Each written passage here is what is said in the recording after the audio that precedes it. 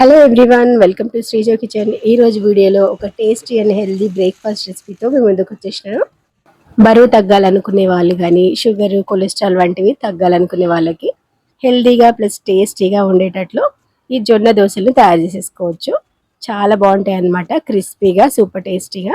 So ఈ జొన్న దోశలు తయారు చేసుకోవడానికి అయితే ఇక్కడ 2 కప్పుల జొన్నలు తీసుకోవాలి. ఏ కప్పు తీసుకున్నా సరే ఒకటే కప్తో అన్ని కొలుచుకోవాలన్నమాట. 2 కప్పుల జొన్నలకి 1 కప్పు మినపప్పు.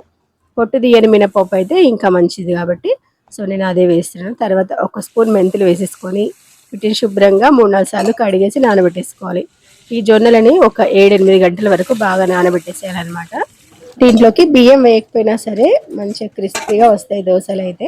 సో ఇక్కడైతే ఇవి నానిపోయినాయి కదా, మంచిగా నానిన తర్వాత మళ్ళీ 1-2 సార్లు బాగా కడిగేసేయాలి.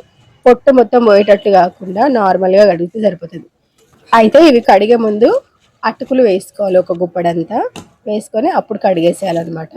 కడిగేసి మళ్ళీ మంచినీళ్ళు పోసేసి ఇంకా ఇవి అటుకులు 5 నిమిషాలు నానితే సరిపోతుంది, మరి ఎక్కువ అవసరం లేదు.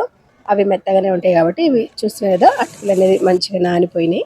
ఇప్పుడు గ్రైండ్ చేసేసుకోవాలి. మిక్సీ జార్లోకి సరిపడినంత వేసేసుకొని కొంచెం వాటర్ యాడ్ చేసుకుంటూ మెత్తటి బ్యాటర్ లాగా మంచిగా గ్రైండ్ చేసేసుకోవాలి.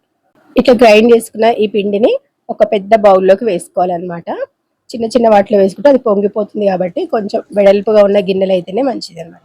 సో ఇదంతా గ్రైండ్ చేసుకున్న తర్వాత నేను పెద్ద గిన్నెలోకి వేసేస్తున్నాను. వేసేసుకొని మంచిగా కలిపేసుకోవాలి. అట్లా బాగా కలిపి ఇంకా మనం మూత పెట్టేసి ఫర్మెంటేషన్కి పెట్టేసేయాలన్నమాట ఓవర్ నైట్. సో తర్వాత మార్నింగ్ చూస్తున్నారు కదా, మంచిగా అది పొగిడింది. పెద్ద గిన్నె పెట్టుకోవడం వల్ల పై దాకా రాకుండా లోపలనే ఉండిపోతుంది అనమాట. సో చూస్తున్నారు కదా, నార్మల్గా దాన్ని మంచిగా కలిపేసుకొని సరిపడేదంతా ఉప్పు వేసేసుకోవాలి. తర్వాత ఈ దోశలోకి చట్నీ ప్రిపేర్ చేస్తున్నాను. ఇప్పుడు ఇక్కడ టమాటో పుదీనా కొత్తిమీరతో అనమాట. ఇక్కడ చూస్తున్నారు కదా, పచ్చడి కావాల్సిన అన్ని ప్లేట్లో ఉన్నాయి. తర్వాత పల్లీలు పల్లీలు ఫస్ట్ వేయించేసుకోవాలి. ఈ మంచి వేగిన తర్వాత ఒక ప్లేట్లోకి తీసేసుకొని ఇప్పుడు అదే కడాయిలోకి కొంచెం ఆయిల్ పోసేసుకొని కొంచెం జీలకర్ర వేసుకోవాలి. తర్వాత ఎల్లిపాయలు ఇంకా పచ్చిమిర్చి కూడా ఇప్పుడే వేసేసుకోవాలి. అవి కొంచెం వేగిన తర్వాత టమాటా ముక్కలు కట్ చేసి పెట్టుకున్నాం కదా, వాటిని వేసేసుకోవాలి. ఒక 5 టమాటాలు తీసుకున్నాను నేను.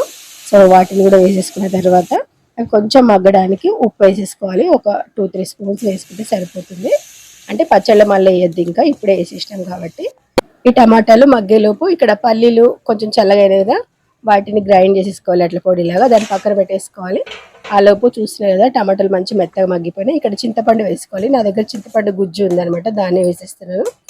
ఇప్పుడు దీంట్లోనే కొత్తిమీర పుదీనా ఉంది కదా, వాటిని కూడా వేసేసుకోవాలి. ఇదంతా పక్కకు కొంచెం అట్లా జరిపేసి ఇక్కడ పక్కన వేసేసుకోవాలి. ఇది తొందరగా మగ్గిపోతుంది అనమాట. కొత్తిమీర పుదీనా జస్ట్ ఆకుకూరలా ఉంటాయి కాబట్టి ఆ టమాటాల్లో కలిసేటట్టు కాకుండా జస్ట్ అట్లా కలిపేసుకుంటే సరిపోతుంది, మగ్గిపోయింది. ఇప్పుడు 2 వేరువేరుగా గ్రైండ్ చేసుకోవాలన్నమాట, ఒకటేసారి కాకుండా. ఈ పల్లి పొడి వేసుకున్న తర్వాత టమాటా పచ్చిమిర్చి ఎల్లిపాయలు అవి ఫస్ట్ గ్రైండ్ చేసుకోవాలి. అది కొంచెం మెత్తగా అయిపోయిన తర్వాత ఇప్పుడు కొత్తిమీర పుదీనాలు లాస్ట్లో వేసుకోవాలి. ఎందుకంటే ఇది జస్ట్ కోర్స్గా ఒక్కసారి ఇట్లా పలిస్తే సరిపోతుంది. అక్కడక్కడ కొత్తిమీర పుదీనా కనిపిస్తే బాగుంటుంది అనమాట, మరి పేస్ట్ లాగా కాకుండా. ఇంకా తాలింపు పెట్టేసుకోవాలి అంతే. ఆవాలు జీలకర్ర ఎండుమిర్చి ఎల్లిపాయలు ఇంకా మినపప్పు శనగపప్పు అన్నీ వేసేసుకోవాలి. కరివేపాకు వేసుకోవాలి. అవి వేగిన తర్వాత పచ్చడిని కూడా వేసేసుకొని ఇట్లా కలిపేసుకుంటే మనకి టేస్టీగా టమాటో పుదీనా కొత్తిమీర పచ్చడి అయితే రెడీ అయిపోతుంది. అన్నంలోకి కూడా బాగుంటుంది అనమాట ఆ పచ్చడి. సో దోశలోకి కూడా సూపర్ టేస్టీగా ఉంటుంది. ఇప్పుడైతే దోశలు వేసేసుకోవడమే. ప్యాన్ మంచి వేడైన తర్వాత ఆనియన్తో ఒక్కసారి అట్లా రుద్దేసినామంటే మంచిగా వస్తాయి దోశలు. ఇది క్యాస్ట్ ఐరన్ ప్యాన్ అనమాట, నాన్ స్టిక్ కాకుండా. ఈ ప్యాన్ మీద అయితే మంచిది అనమాట మనకి దోశలు వేసుకోవడానికి. సో చూసారు క్రిస్పీగా చాలా చాలా బాగా వస్తున్నాయి దోశలు అయితే. చాలా టేస్టీగా కూడా ఉంటాయి. నార్మల్ దోశల కంటే కూడా బాగుంటాయి అనమాట జొన్న దోశలు. తప్పకుండా ట్రై చేయండి. వెయిట్ లాస్ అవ్వాలనుకునే వాళ్ళు నైట్ జొన్న రొట్టెలు తింటుంటారు కదా, జొన్న రొట్టెలకు బదులు 2 జొన్న దోశలు తిన్నా సరిపోతుంది అనమాట.